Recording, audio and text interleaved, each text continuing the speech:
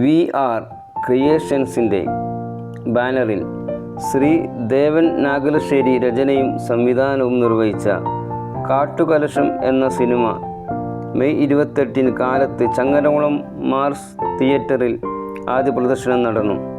സമകാലീന സംഭവങ്ങളിൽ പ്രധാനമായ ലഹരി കച്ചവടങ്ങളെ തുറന്നു കാണിക്കുന്ന ഇതിവൃത്തമാണ് മൂലകഥ.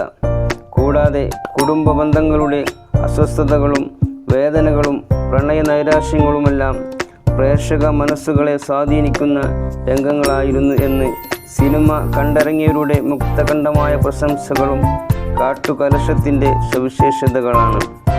നാടകവേദികളിലൂടെ കലാപ്രവർത്തനം ആരംഭിച്ച ദേവൻ നാഗലശ്ശേരി എന്ന സംവിധായകൻ ഇതിനു മുമ്പ് ഒട്ടനവധി ആൽബങ്ങളും ഷോർട്ട് ഫിലിമുകളും OTT സിനിമകളും സംവിധാനം ചെയ്തിട്ടുണ്ട്.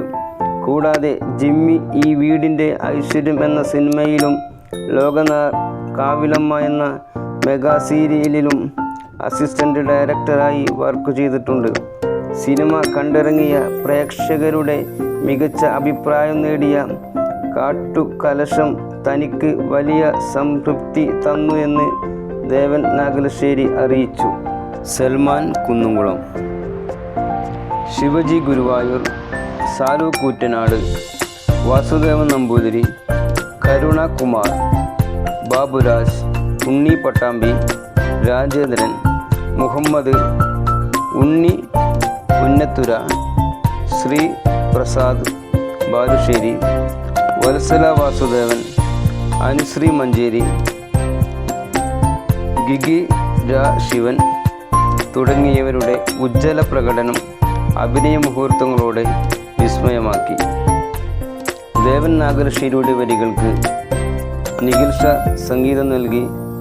ബാലഗോപാൽ കണ്ണൂർ, ലെനീസ് സാരംഗി, ലത്തീഫ് കുന്നുകുളം എന്നിവരാണ് ഗായകർ.